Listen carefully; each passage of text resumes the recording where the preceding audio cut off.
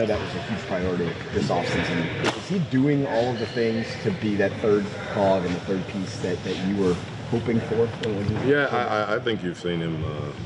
Offensively, he's had some really highs and lows, but for the most part, he's done what we expected of him. And then defensively, we always ask him to guard the best perimeter player, and sometimes even big guys. So he's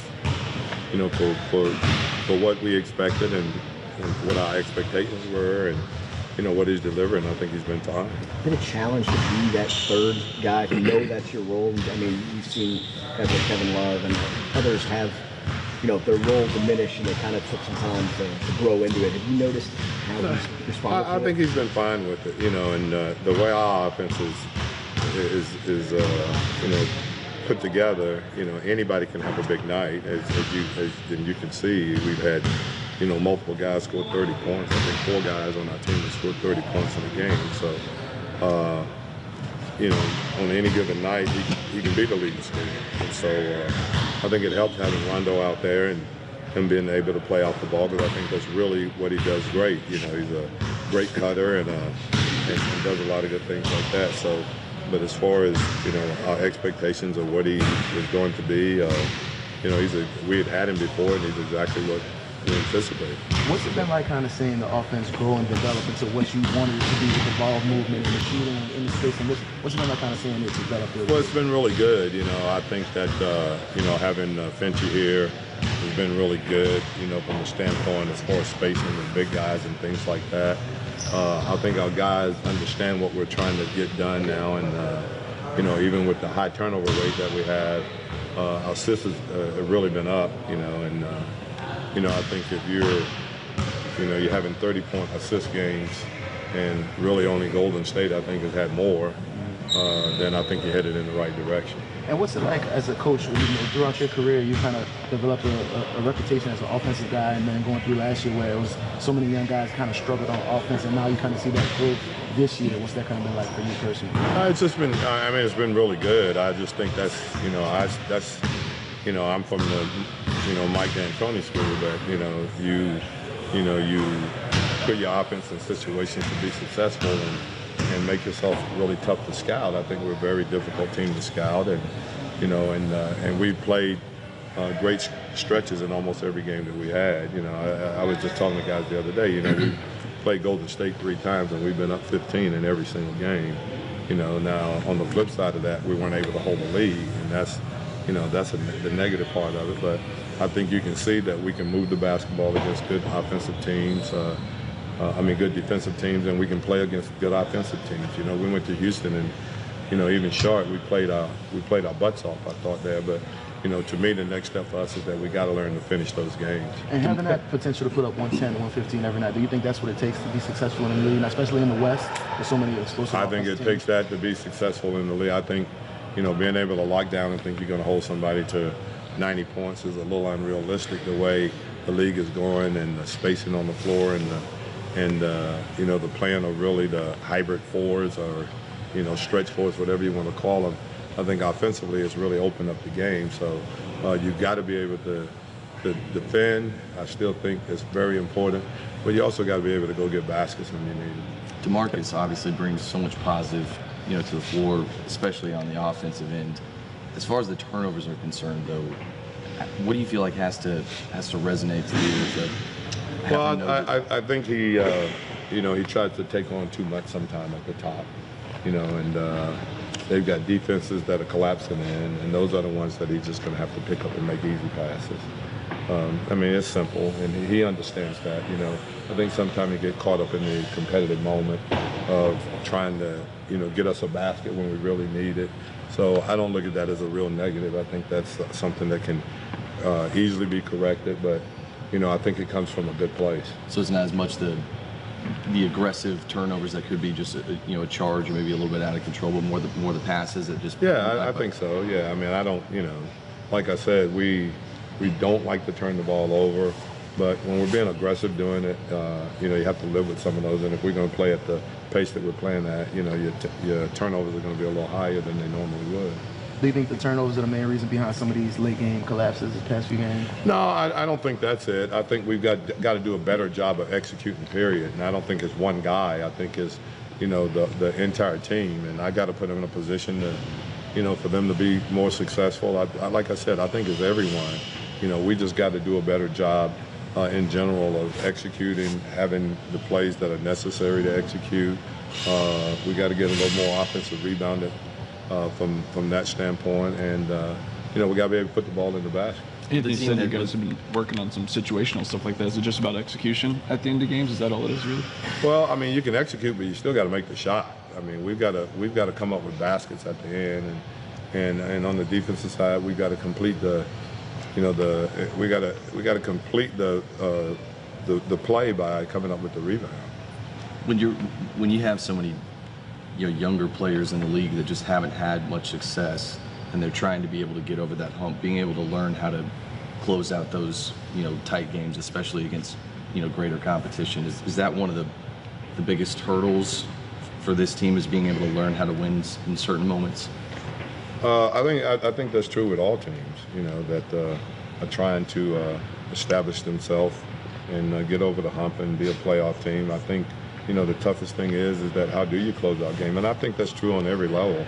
It's true in the NFL, it's true in, NHL and Major League Baseball. You have to be able to close out games.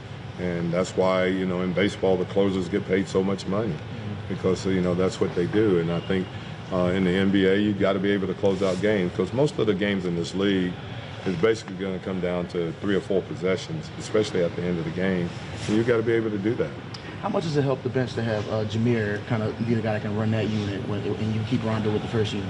Well, it's been good. I mean, Jameer's played great for us, and we've gotten some good guard play in general, but we also gotten good play off the bench, with some other guys too. But like I said, when it comes down to it, you got to be able to, we got to have Anthony, DeMarcus, Jrue, and those guys got to be the ones that close games for you. All right, thanks, Coach. Just the importance of this road trip coming up and the ability to try to string something together and gather a little momentum. What kind of needs to be the next step for you guys to do that? Play 48 minutes, be able to finish games, and obviously on the road it's a little tougher, but be able to come together. Just from watching the film, what do you think are some of the main issues on defense right now? I think we let our offense dictate our defense sometimes, especially when it's going bad. But when it's going good, sometimes as well. But again, teams are pretty good out here. You got anybody capable of scoring and making plays. So as tough as it, I guess, might look, there are times where they just got to go on as a team. The late game situations where, the second half you guys are getting out to double-digit leads and not being able to hang on to them, is there a culprit that's consistent throughout those, or is it different things happening in every single game? Don't know. That's something I look at the film and try to figure out. To be able to get it to 15 is good, but you got to get it to 20, 25, 30, and from there, I'll be able to sustain that, give yourself a lot more room to withstand the punches. So. And as far as the way teams are kind of shooting threes right now, is some of that just the pace, the way it's going up and down, guys are going to get open shots, or how much of that is kind of you guys having to focus on eliminating those looks? I think a lot of it is obviously cross matches and transition. Again, you shoot more threes than twos pretty much now, so like field goal jump shots or 15 for the mid-ranges. So you're going to take them, you take them with confidence, you're probably going to make them, but again, just the way the game is going, people are shooting threes like that's the most important thing. So.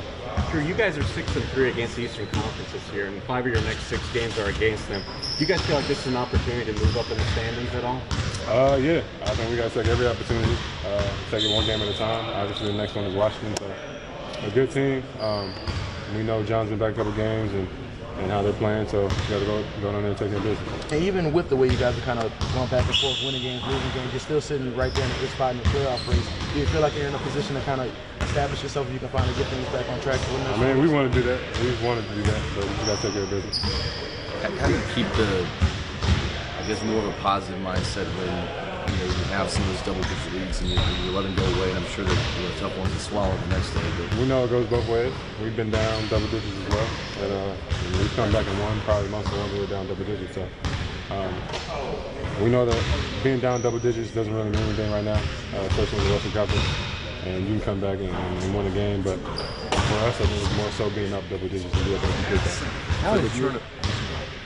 Just from a turnover standpoint, is there a common thread that you've begun to see whenever you go back and watch the film? And they seem to creep up in some of those late game spots where you feel like they're good It could thoughts. be fatigue, it could be trying to make a play, force a play, and make something happen.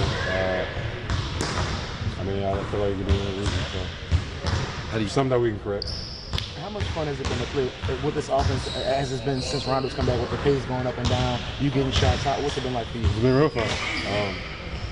Again, the pace is fast, you get a lot of shots up, and you get a lot of opportunities to score.